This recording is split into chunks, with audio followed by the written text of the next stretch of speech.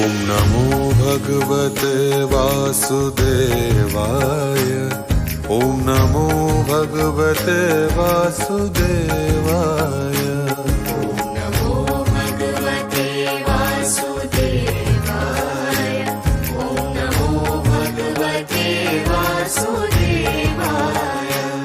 ॐ नमो भगवते वासुदेवाय।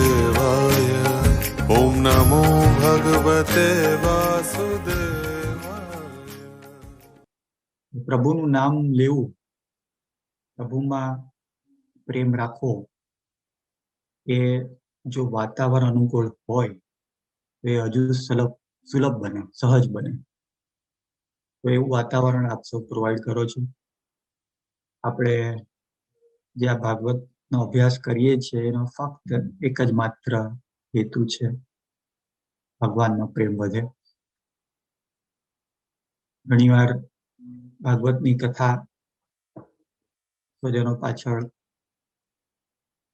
ફૂડ પેલા જે નોર્મલ હોલમાં રાખીને, ગ્રાઉન્ડ રાખીને રાખતા હોય, એમાં તો ઘણીવાર આપણે બધા જોડાતા હોઈએ. એક સામાજિક પ્રથા બી છે, બીજા બધા અલગ અલગ કારણો બી હોય. મોટો સ્ટેજ હોય, મોટા વક્તા હોય, વિદ્વાન લોકો હોય, મ્યુઝિક હોય, ગીત હોય, પ્રસાદ હોય. અહીંયા તો ફક્ત ને ફક્ત પ્રભુનું નામ છે. ઓનલાઈનમાં તો કોઈ પ્રથા નથી, કોઈ વિદ્વાન વક્તા નથી, કોઈ. હું એક બહુ સામાન્ય સંસારી વ્યક્તિ છું. મારા માતા પિતા માટે બહુ પ્રગાઢ પ્રેમ છે, મારા બા દાદા માટે બહુ પ્રગાઢ પ્રેમ છે, મારા કુટુંબીજનો, મારી બેન માટે, જે લોકો આપણને આ સંસારમાં છોડીને ગયા છે, એ લોકો પણ જ્યાં બી છે, જે સ્થિતિમાં છે, ત્યાંથી એમની પ્રગતિ થાય, વૈકુંઠમાં, પ્રભુમાં એમનો પ્રેમ વધે. એવી ભાવના સાથે આપણે વાત કરીએ છીએ. આજે આપણે છઠ્ઠા સ્કંદની વાત કરશું. ભાગવત એ સુખદેવજી મહારાજ અને પરીક્ષિત રાજા એને વચ્ચેનો સંવાદ છે, ડાયલોગ છે. ભારતીય સંસ્કૃતિના બધા ધર્મ ગ્રંથો ડાયલોગ છે, મોટા ભાગના. ઉપનિષદ બી ડાયલોગ છે, વાતચીત છે. જેની પાસે જ્ઞાન નથી એ નમ્રતાપૂર્વક, ભલે રાજા બી હોય, મોટા મોટો રાજા બી હોય, જેની પાસે પ્રભુ પ્રેમની મૂડી નથી, પ્રભુ પ્રેમનો વૈભવ નથી, એ જે સંત પાસે પ્રભુનો પ્રેમ છે, હૃદયમાં પ્રેમ હોવો, ભગવાન માટે પ્રેમ હોવો, એ બી એક મોટો વૈભવ છે. આપણે બેંકમાં પૈસા હોય એને આપણે વૈભવ ગણીએ છીએ. મારા હૃદયમાં જો ભગવાન માટે પ્રામાણિકપણે પ્રેમ છે, આપણા હૃદયમાં કોની માટે પ્રેમ છે આપણને ખબર છે.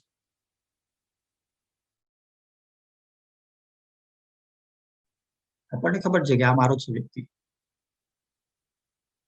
જે લોકો બ્રેન સાયન્સ પર અભ્યાસ કરે છે, લોકોનું કહેવાનું છે કે આપણને જો ફોટા બતાવવામાં આવે, જેને આપણે આપણા ગણતા હોઈએ કે મારો વ્યક્તિ છે, તો બ્રેનના અલગ એરિયામાં પ્રોસેસિંગ થાય, એનું બ્રેનના અલગ એરિયા લાઇટ થાય કે આ એને પોતાનો મારો ગણે છે. અને જેને આપણે પોતાનો ન ગણતા હોય એ દેખાય વ્યક્તિનો ફોટો, પણ એ અલગ એરિયામાં પ્રોસેસિંગ થાય. એટલે વૈજ્ઞાનિકો આપણા બ્રેન પર મશીન મૂકીને ફોટા બતાવીને જાણી શકે આપણે કોને પોતાના ગણીએ છીએ. કારણ કે જેને બી આપણે એમ ગણતા હોય મારો વ્યક્તિ છે, મારો પરિવાર છે, મારી વ્યક્તિ છે, એને બ્રેન અલગ રીતે ટ્રીટ કરે છે.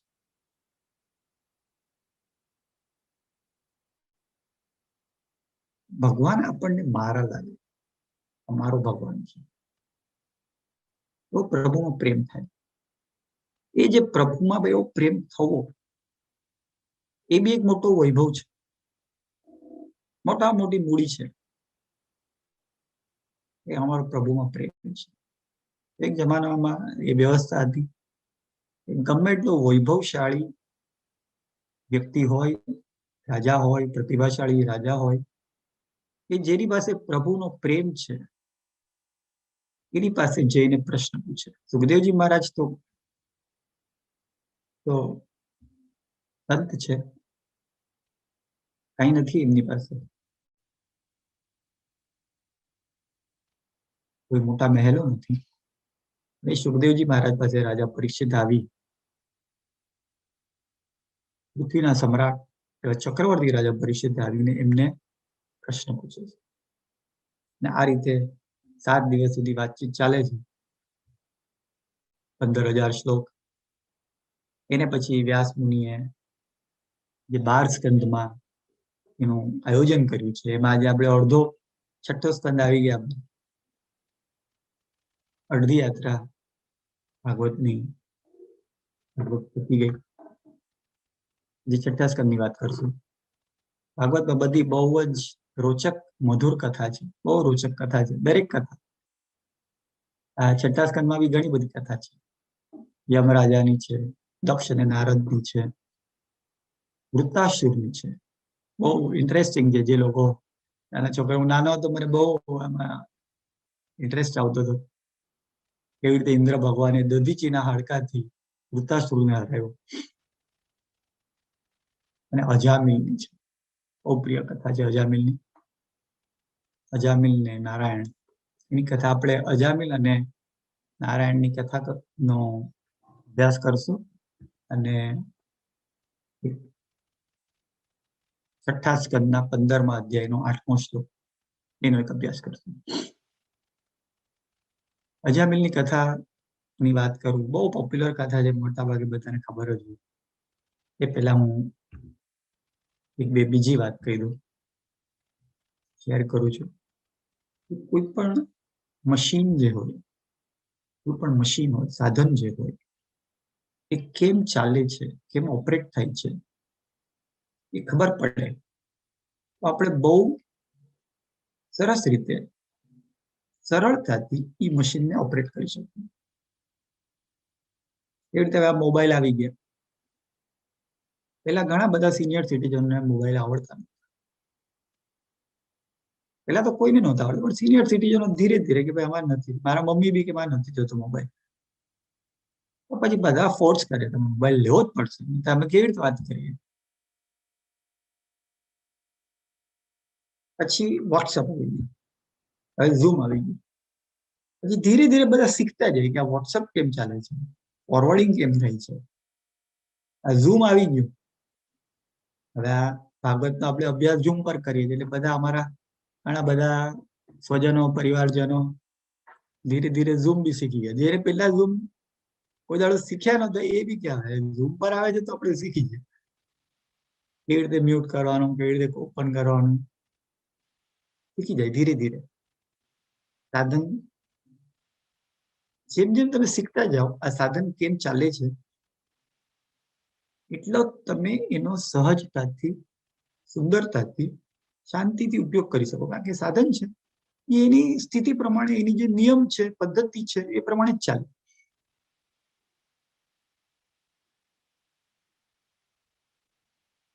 શરીર બી એક સાધન છે, મશીન છે.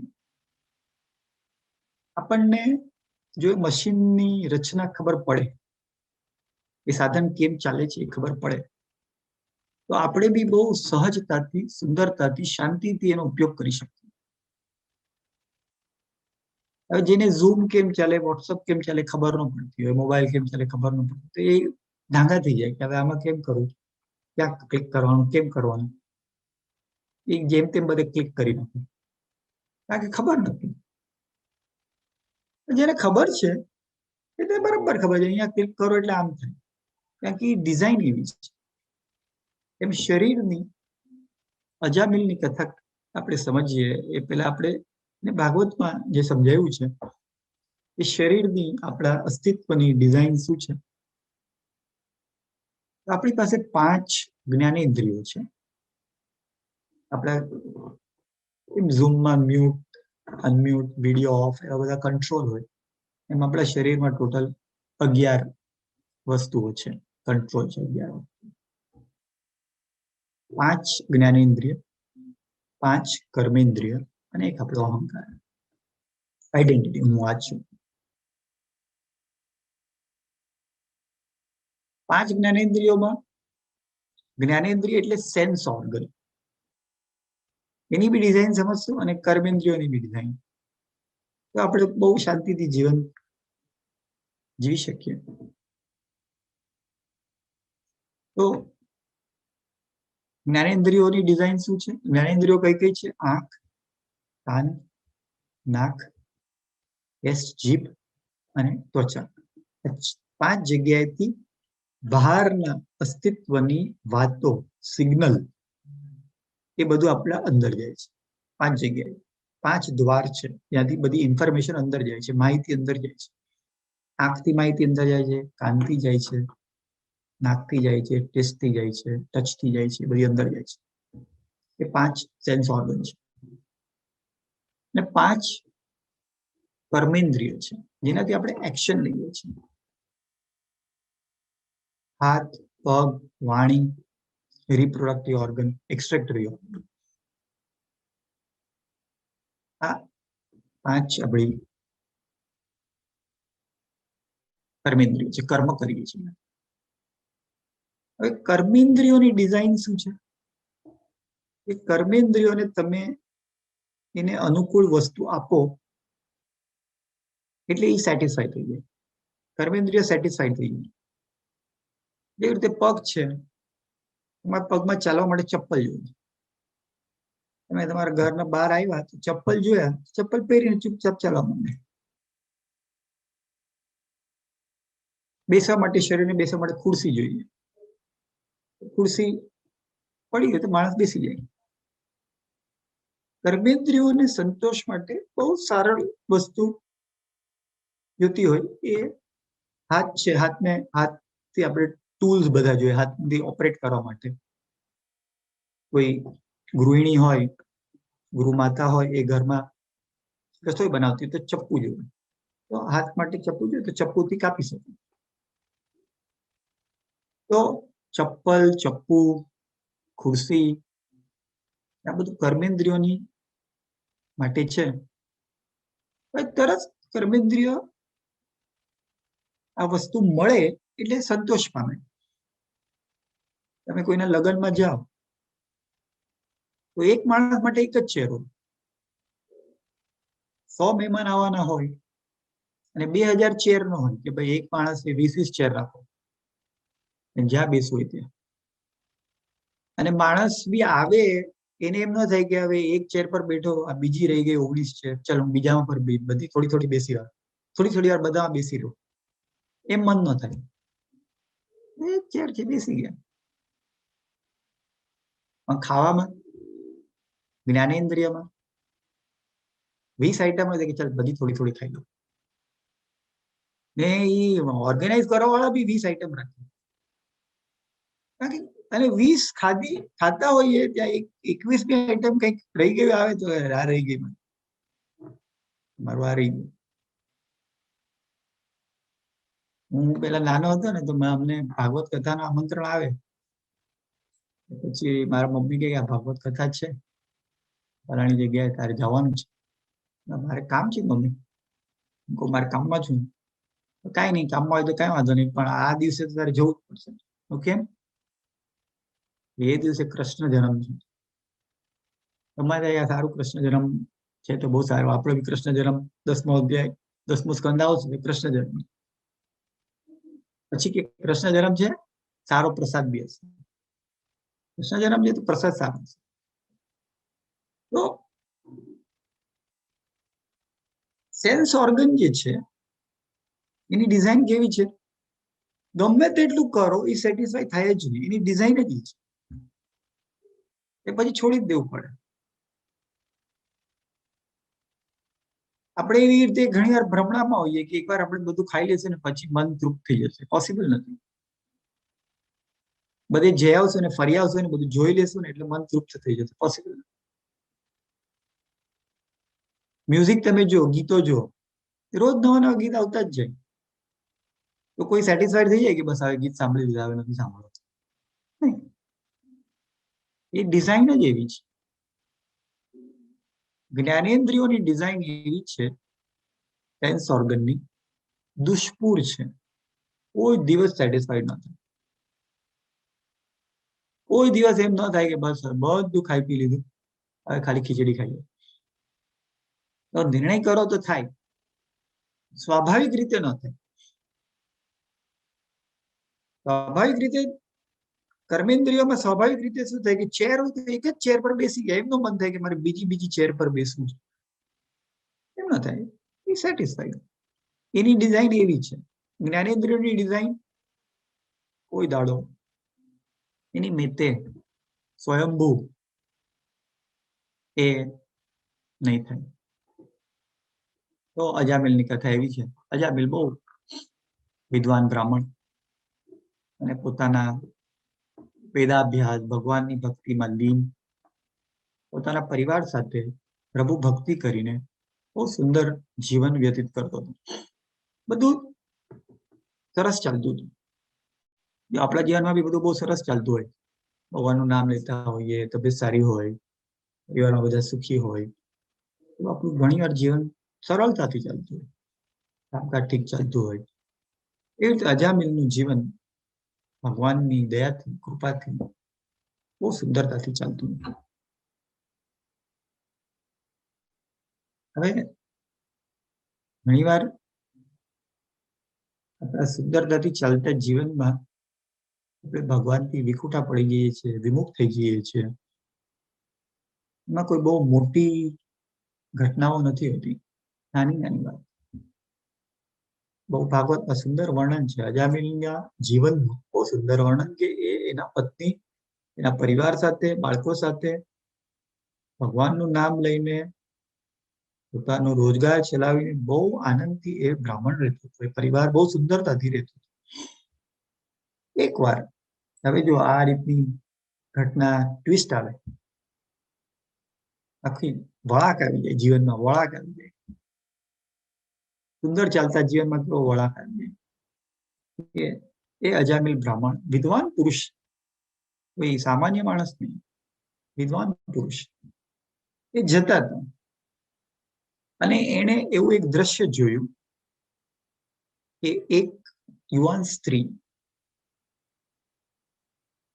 એના પ્રેમી સાથે, એકચ્યુઅલી ગ્રાહક સાથે, પ્રોસ્ટિટ્યુટ એટલે કે વેશ્યાનો કર્મ કરતી હતી ગણિકા, એ સ્ત્રી એના પ્રેમી સાથે એ પ્રેમ કર્મમાં વ્યસ્ત હતી, પબ્લિકલી ડ્રંક, દારૂ પીને એ રીતે અવસ્થામાં હતી. હવે અજામિલ તો ગૃહસ્થ છે, સુંદર સુશીલ પત્ની છે, બહુ સરસ જીવન ચાલે છે. પણ જ્યારે સેન્સ ઓર્ગન જે છે ને, આંખથી જોવો તો ડિસેટિસ્ફાઈડ છે હંમેશા. કોઈ પણ ગમે એટલું તમે આપણે ખાધું હોય, જમ્યા હોય, પણ કોઈ એક રસગુલ્લો જોઈએ તો મન થઈ જાય, ચાલ લઈ લો. એટલે ક્યાં ધ્યાન આપીએ છીએ, આપણું ધ્યાન એ બહુ મહત્વનું છે. ક્યાં ધ્યાન આપીએ છીએ એનાથી આખા જીવનનો પલટો થઈ જાય, જીવન આખું બદલાઈ જાય. ક્યાં જીવન ધ્યાન આપીએ છીએ. અજામિલે આ દ્રશ્ય પર ધ્યાન આપ્યું. યુવાન સ્ત્રીને જોઈ, એ પ્રેમાલાપમાં વ્યસ્ત હતી, એને જોયું, એ દ્રશ્ય જોયું, એના પર ધ્યાન આપ્યું. જ્યાં ધ્યાન આપશું ત્યાં આપણી તલ્લીનતા, તન્મયતા વધતી જશે. જ્ઞાન બહુ મહત્વનું છે. કોઈ આપણને એમ કે કોઈ પણ માણસ આવીને એમ કે લાવો મને 1 કરોડ રૂપિયા આપો કે 1 લાખ રૂપિયા આપો, ધ્યાન ન પહેચાન, ધ્યાન કોઈ ઓળખાણ નહીં આપો, એમને આપણે આપીએ? આપણને કોઈ કહે તમારું ધ્યાન મને આપો, વોટ્સએપ પર કઈ બી મેસેજ આવે, આપણે આપણું ધ્યાન આપી દઈએ કે જોવા દે શું છે. આપણું ધ્યાન તો સૌથી મોટો વૈભવ છે. ધ્યાન બહુ વિચારીને સમજણપૂર્વક ક્યાં આપવું એ નિર્ણય કરો. આપ સૌ આજે પ્રભુ ભક્તિ પર ધ્યાન આપો છો, પ્રભુ પ્રેમ પર ધ્યાન આપો છો. આજે ભાગવત ની વાતો સાંભળવા માટે સર્વે લોકો એ તમારા સૌના જીવનનું, આપણા સૌના જીવનનું બહુ મોટું સદભાગ્ય છે. કેવો ભાવ થયો પ્રભુ પર ધ્યાન આપ્યું. અજામિલે આ દ્રશ્ય પર ધ્યાન આપ્યું. હવે તમે જ્યારે એ દ્રશ્ય પર ધ્યાન આપો એમાં તલ્લીન થઈ જાય. જ્યાં ધ્યાન આપશું ત્યાં તલ્લીનતા વધશે, તન્મયતા વધશે. ભાગવતનો એક પ્રયાસ છે કે ભગવાનમાં તન્મયતા વધે, ભગવાનમાં તલ્લીન થઈ જાય. અજામિલ આ દ્રશ્યમાં એ યુવાન સ્ત્રીમાં તન્મય થઈ ગયા. પછી એને કીધું કે, એ સ્ત્રીને કીધું કે ચલ તમારા ઘરે લઈ આવ્યા. ધીરે ધીરે પેલા તો કામ કરવાની વ્યવસ્થામાં લઈ આવ્યા કે કામ કરજે. ધીરે ધીરે એ સ્ત્રીમાં એટલા બધા તલ્લીન થઈ ગયા, તન્મય થઈ ગયા કે પોતાનો પૂજા પાઠ, ભગવાનનું નામ, ધ્યાન બધું છોડી દીધું. એમનો પરિવાર બી છોડી દીધો, ઘર બી છોડી દીધું. એ સ્ત્રીને લઈને બીજે વયા ગયા. એ સ્ત્રી તેમને 10 પુત્રો થયા.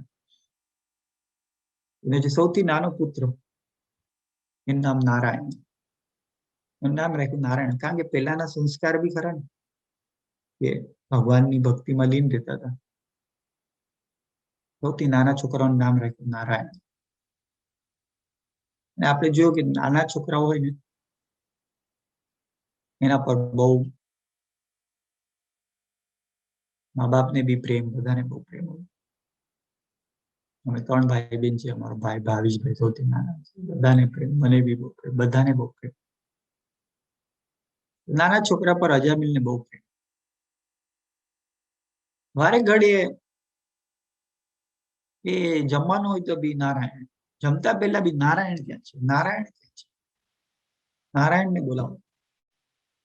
જમતા પહેલા, સુતા પહેલા, ઉઠીને પહેલો વિચાર નારાયણ. એટલે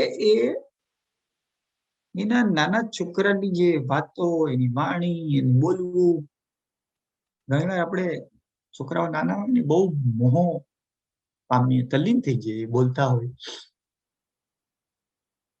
વાતો કરતા હોય.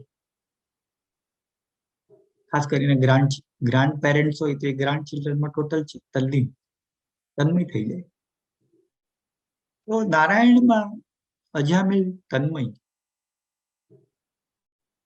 સવારથી ઉઠે, ભાગવતમાં વર્ણન છે કે નારાયણ, નારાયણ કાંઈ પણ હોય, નારાયણ, નારાયણ ક્યાં છે.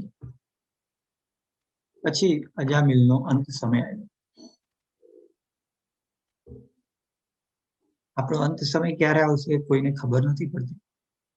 જે બહુ ભગવાનની ભક્તિ કરી હોય ને એમને સૂજી જાય, દેખાય. અમારે એક પરિચિત છે, એમને એવું લાગ્યું કે આ યમુના મહારાણી મને લેવા આવ્યા છે અંત સમયે. તો અજામિલને, કારણ કે એની ભગવાનના ભક્તિ ને શ્રદ્ધા હતી, અંત સમયે એને એવો અનુભવ થયો કે યમદૂતો લેવા આવ્યા છે.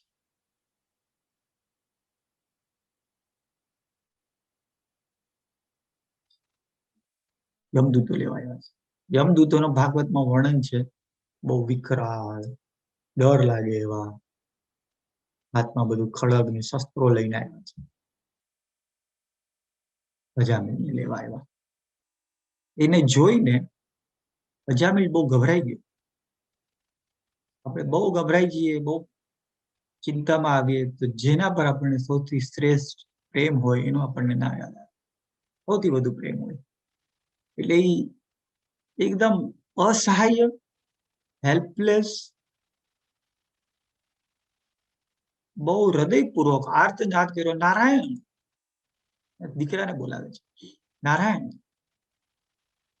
જેવું એને નારાયણ નામ દીધું યમદૂતો તો એના શરીરમાંથી પ્રાણને કાઢવાના હતા. જેવું નારાયણ નામ લીધું એટલે વિષ્ણુ દૂતો હાજર થયા. બહુ મધુર કથા છે. પહેલા પહેલા આજથી 20-25 વર્ષ પહેલા એમ નામ બોલો તમે, એ માણસ હાજર થાય, એ કદાચ કોઈને કલ્પના બી લાગતી હોય. પણ આજે તમે જો બધા મોબાઈલમાં એવી વ્યવસ્થા છે, સીરી, ગૂગલ, એલેક્સા, એપલ નો આઈફોન એ સીરી હોય, તમે ખાલી નામ બોલો, હિતેન, કોલ હિતેન, તો એ ડાયરેક્ટ આપણને કોલ કરે, તમારા સ્ક્રીન પર આવી જાય. ઇનફેક્ટ તમારા છોકરાનું નામ કઈ બી હોય પણ નારાયણ લખી નાખવાનું, કોલ નારાયણ. ફોનમાં લખો નારાયણ તો નારાયણ, કોલ નારાયણ.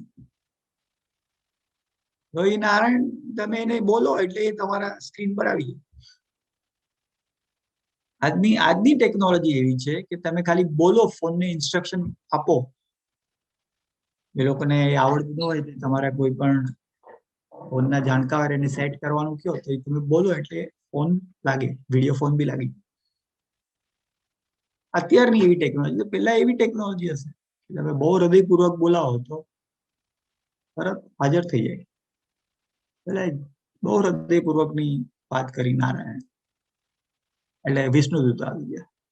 હવે યમદૂતો અને વિષ્ણુ દૂતો બંને હાજર થઈ ગયા. અને યમદૂતો એમની જે વ્યવસ્થા હોય એ પ્રમાણે કે અમને આને લઈને મારે આમ કરવાનું છે, રૂલ્સ પ્રમાણે. આપણે જો અત્યારની જે સરકારી વ્યવસ્થા છે એમાં પણ આપણે રૂલ બ્રેક કરીએ, કોઈ કાયદાનો ભંગ કરીએ તો પોલીસ આવેલી. બધા કાયદાનું નીતિમત્તાથી પાલન કરતા હોઈએ તો સરકારે એવી કોઈ વ્યવસ્થા નથી રાખી કે કંઈક સારા દૂત આપણને સન્માન કરવા આવે, એવી નથી. ખાલી તમે બ્રેક કરો તો પોલીસ લેવા આવે. અહીંયા એવી વ્યવસ્થા છે, સારા કર્મ કરીએ તો વિષ્ણુ દૂતો લેવા આવે, અને બહુ જીવનમાં બધાને તકલીફ આપી હોય તો યમદૂતો લેવા આવે. હવે યમદૂતો લેવા આવી ગયા, એમની પાસે તો હિસાબ હોય, સેક્શન ફલાણા Indian penal code section 420, section 302 એના હેઠળ આને આપણે આ સજા કરવાની છે. એટલે એ પ્રમાણે યમદૂતો વર્ણન કરે છે. એકચ્યુઅલી ભાગવતમાં 6ઠ્ઠા સ્કંદમાં, આ જે 6ઠ્ઠો સ્કંદ છે એમાં યમદૂતો અને વિષ્ણુદૂતો વચ્ચેનો સંવાદ છે. બહુ સુંદર સંવાદ છે. યમદૂતો કે છે કે અમારે તો આને આ ફલાણા સેક્શન હેઠળ પાપ કર્યા છે, અમારે એને લઈ જવાનો છે. વિષ્ણુદૂતો કે છે કે તમે એ બધી વાત સાચી કે એને જે પાપ કર્યા છે, તમને એમને ખબર છે કે આને સૌથી મોટું કામ, મહાન કામ શું કર્યું છે? ના. આ છે નારાયણનું સતત નામ લીધું છે. ખાતા પહેલા, ઉઠીને, સુતા પહેલા સતત નારાયણનું નામ, ને અંત સમય બી નારાયણનું નામ લીધું છે. હવે આને તમે તમારી નોર્મલ પદ્ધતિ પ્રમાણે લઈ નહીં જઈ શકો. અને અમે વૈકુંઠમાં લઈ જશું. ત્યારે તો આર્ગ્યુમેન્ટ થઈ ગઈ. એટલે યમરાજા સ્વયં આવ્યા. યમરાજા પોતે આવ્યા, એટલે મેઇન સુપરવાઇઝર. યમદૂતોએ કીધું કે આ વિષ્ણુદૂતો અમને લઈ જવા નથી દેતા. યમરાજાએ કીધું કે એમની વાત સાચી છે. જે વ્યક્તિ નારાયણના શરણમાં છે, નારાયણને યાદ કરે છે, એમને આપણે કઈ ના કરી શકીએ. અજામિલે હૃદયપૂર્વક ભગવાનને યાદ કર્યા, નારાયણ સ્વયં પ્રગટ છે, એમને વૈકુંઠમાં લઈ ગયા. આ કથાથી ભાગવતકાર પ્રભુના નામનું, પ્રભુનું નામ બોલવાનું એટલો બધો પ્રભાવ છે એ સમજાવે છે. એટલે માળા કરવી, આપણે જે પુષ્ટિ માર્ગમાં જે લોકો શ્રદ્ધા રાખતા હોય એ કૃષ્ણ સરનામામાં માળા કરવી, ભગવાનનું નામ લેવું, એટલું બધું પ્રભાવશાળી છે. જીવન અને જીવન પછીના બધા દુઃખોને હટાવી દે છે. એવી વાત યમરાજા એમના દૂતોને કહે છે, અને વિષ્ણુ દૂતો પછી અજામિલને લઈ જાય છે. આપણે એક આ જયારે કથા સાંભળીએ ને વાંચીને અભ્યાસ કરીએ તો ખ્યાલ આવે કે આપણે ક્યાં નજર નાખીએ છીએ, દ્રષ્ટિ નાખીએ છીએ, એનો આપણા જીવન પર બહુ મોટો પ્રભાવ છે. એક 2017માં 4 વર્ષ પહેલા અમેરિકાના એક સાયન્ટિસ્ટ રિચર્ડ થેલર, એમને નોબેલ પ્રાઇઝ મળ્યું. એમને નોબેલ પ્રાઇઝ શેની માટે મળ્યું? એમણે એક સંશોધન કર્યું, નામ nudge theory of change. Nudge theory of change કહે છે કે બહુ નાની નાની ઘટનાઓ આપણા જીવનમાં અને સમાજમાં બહુ મોટા પરિવર્તન લાવે.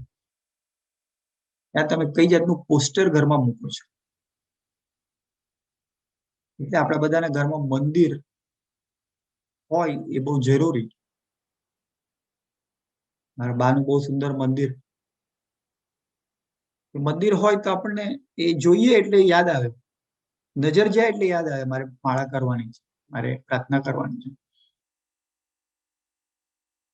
એટલે નજ થિયરી ઓફ ચેન્જમાં કે જે નાની નાની વસ્તુ, અને ઘરમાં તમે મંદિર ક્યાં મૂકો છો, ઘરમાં ભગવાનનો ફોટો ક્યાં મૂકો છો, જ્યાં તમારી નજર જશે, જ્યાં તમારું ધ્યાન જશે, જ્યાં જ્યાં તમારી નજર જવાની હોય દિવસમાં, ત્યાં બધી જગ્યાએ જો ભગવાનની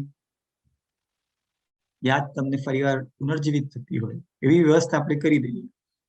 એવું રિચાર્ડ થેલર કહે છે કે એને નોબેલ પ્રાઇઝ મળ્યું કે ક્યાં તમારી નજર જાય છે,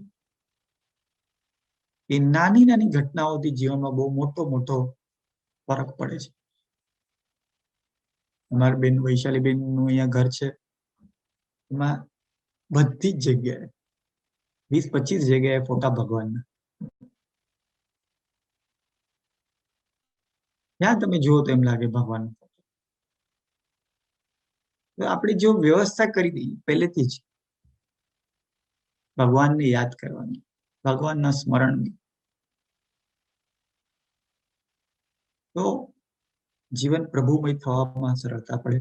આપણો આજનો આખા ભાગવત અભ્યાસનો એક જ હેતુ છે કે કેમ પ્રભુમાં પ્રેમ વધે.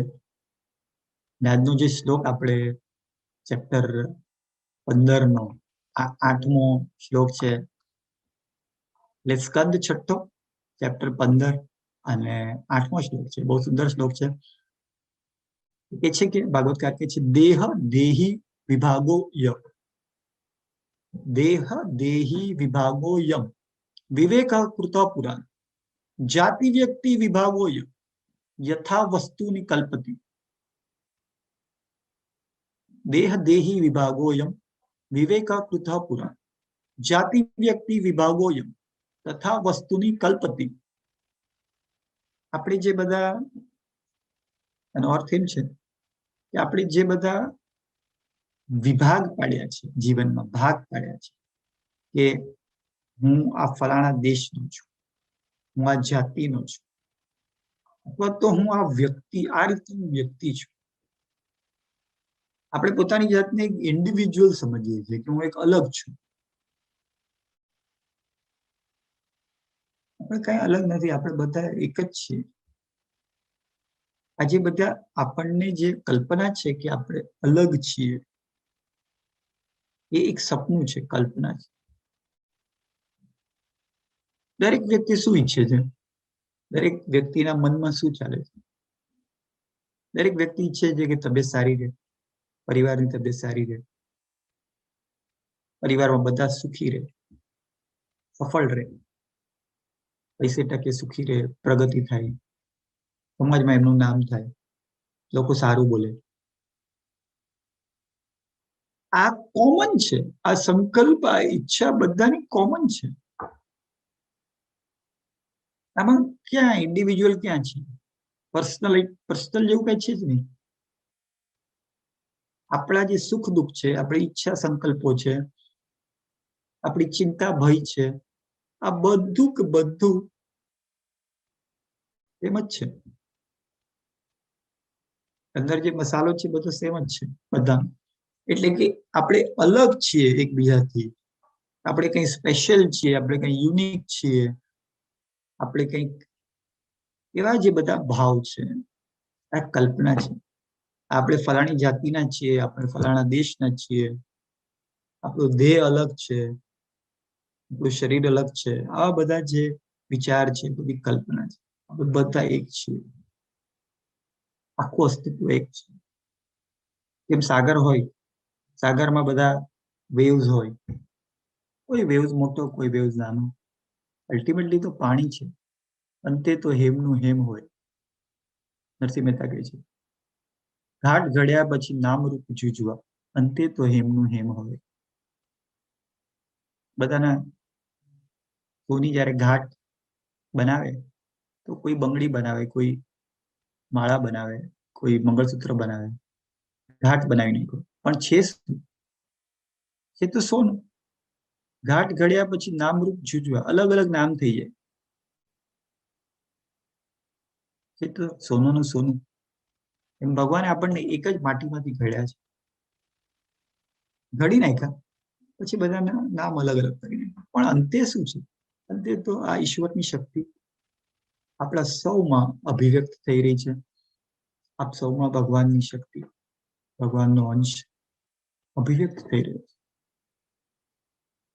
આપ પોતાના માટે જે બી વિચારો, એ વસ્તુ હંમેશા સ્મરણ રહે કે આપની અંદર બી પરમાત્મા બેઠા છે, ભગવાન બેઠા છે. એ ભગવાન પર આપણો પ્રેમ વધે, શ્રદ્ધા વધે, એવી ભાવના સાથે આપણે બધા અહીંયા રોજ મળીએ છીએ. ઓમ નમો ભગવતે વાસુદેવાય.